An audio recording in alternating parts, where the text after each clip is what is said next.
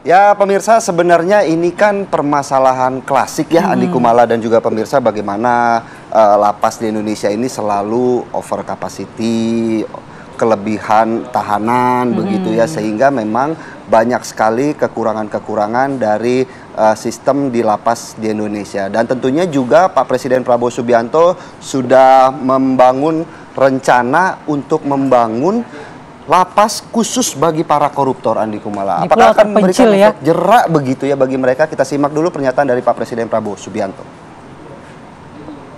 Saudara-saudara, koruptor-koruptor itulah yang buat guru-guru susah, dokter-dokter susah, perawat-perawat susah, petani susah.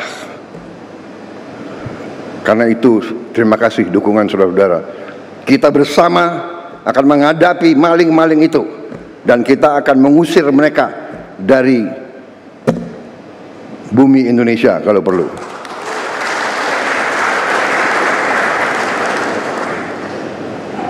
Saya nanti juga akan sisihkan dana, saya akan bikin penjara yang sangat, pokoknya sangat kokoh di suatu tempat yang terpencil, mereka nggak bisa keluar malam hari. Kita akan cari pulau, kalau mereka mau keluar biar ketemu sama hiu.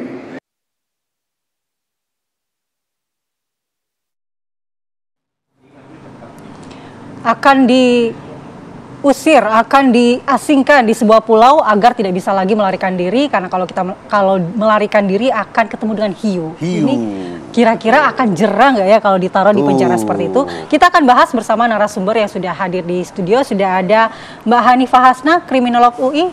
Selamat pagi, Mbak. Selamat pagi, selamat malam, Mas Philip. Kemudian juga bergabung via daring Bang Andreas Hugo Parera, Wakil Ketua Komisi 13 DPR RI fraksi PDIP. Selamat pagi, Bang Andreas. Selamat pagi, Bang Andreas. Pagi, Philip. Pagi malam. Pagi, Bu Hatta. Kita kemana dulu, Philip? Kita ke Bang Andreas dulu, begitu ya. Bang, memang kan ini kan sebenarnya permasalahan klasik yang kemudian selalu diwacanakan akan membangun lapas khusus bagi para koruptor, dan tentunya juga lapas kita ini sebenarnya masih banyak PR. Salah satunya adalah bagaimana kelebihan kapasitas di lapas-lapas yang berada di Indonesia. Kemudian bagaimana sejauh ini keseriusan dari pemerintah untuk mengatasi itu, Pak? Ya, soal kelebihan kapasitas ini memang fakta yang ada di berbagai lapas di Indonesia. Meskipun ada juga yang under capacity gitu, artinya kurang dari dari kapasitasnya. Tahanan yang ada di dalam lapas tersebut di bawah kapasitas, masih ada tempat lah gitu. Ini jadi satu hal yang perlu diperhatikan adalah memanage kapasitas dari lapas itu. Tetapi pada umumnya memang ada kelebihan kapasitas, ya, kelebihan kapasitas, dan itu jumlahnya sangat banyak gitu. Artinya ada yang sampai 2 kali lipat dari jumlah kapasitas yang ada. Dan kebanyakan napi-napi ini adalah napi narkoba, lebih dari sekitar 50%-an itu napi narkoba. Nah, sehingga memang ya bukan cuma wacana, sedang dalam proses untuk ya yang juga Pak Presiden sampaikan untuk ya memberikan amnesti terhadap napi, dalam hal ini termasuk napi narkoba terutama.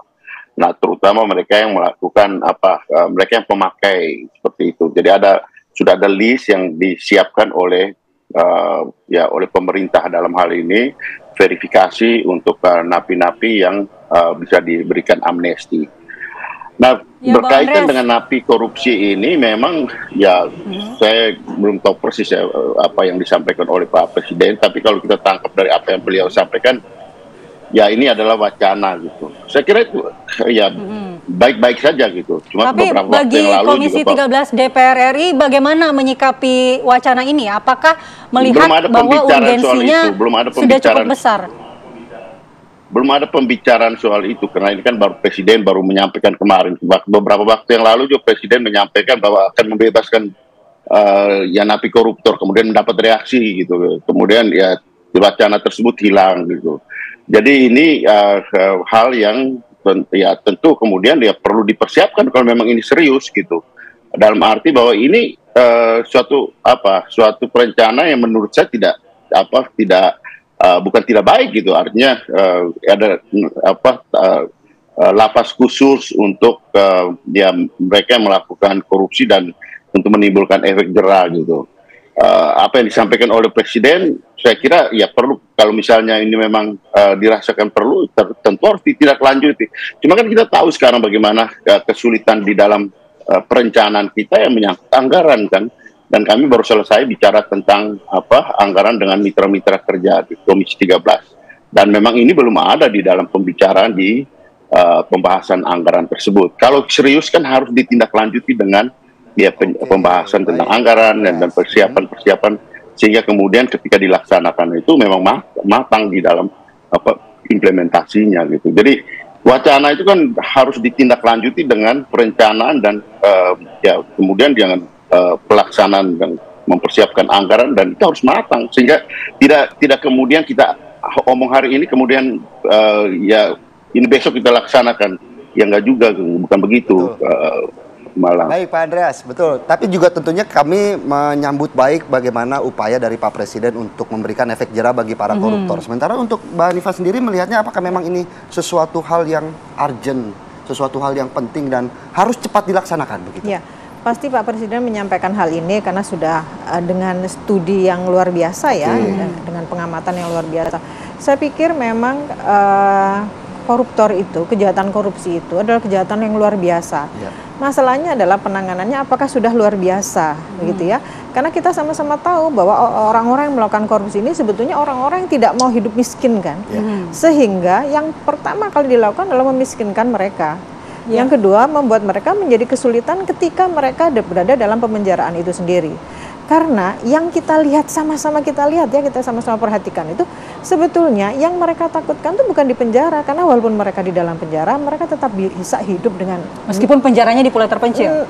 Kalau di penjara di pulau terpencil itu merupakan salah satu upaya, karena dengan kalau kita kembali lagi ke materi awal kita over capacity tadi itu, berarti kan ada pembangunan fisik, penambahan, pelebaran atau apapun lah yang membuat ini menjadi lebih manusiawi gitu ya, tetapi tetap dalam pembenjaraan yang benar gitu.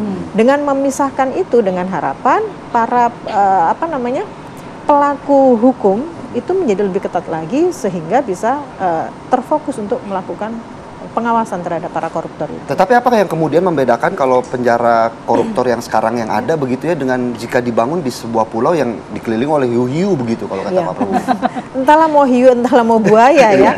Tapi yang jelas itu menjadi sesuatu yang menyulitkan mereka untuk mendapatkan kemudahan dalam keluar dari tempat itu atau mendapatkan fasilitas lain. Melebihi fasilitas yang diperoleh oleh napi-napi yang lain gitu. Misalnya di sebuah penjara yang berada di tengah kota gitu ya, sementara keluarga ada di tempat itu, mereka mungkin bisa menemui keluarganya di tengah malam dan pagi harus datang ke situ. Tapi ketika itu berada di pulau lain, ada effort lebih gitu. Mungkin pemikiran masyarakat adalah dengan banyaknya uang dia tetap akan bisa membeli itu semua. Tapi kalau hukuman ini dilakukan secara bersamaan, secara parsial, ini akan lebih bisa meminimalisir dari perbuatan-perbuatan yang melebihi melebihi atau berbeda dengan para pelaku kejahatan yang lain. Artinya tidak hanya penjaranya saja yang dikhususkan, tetapi harus dimiskinkan juga. Jadi bersamaan. Bersamaan. Jadi pemenjaraannya itu berbeda, dimiskinkan iya.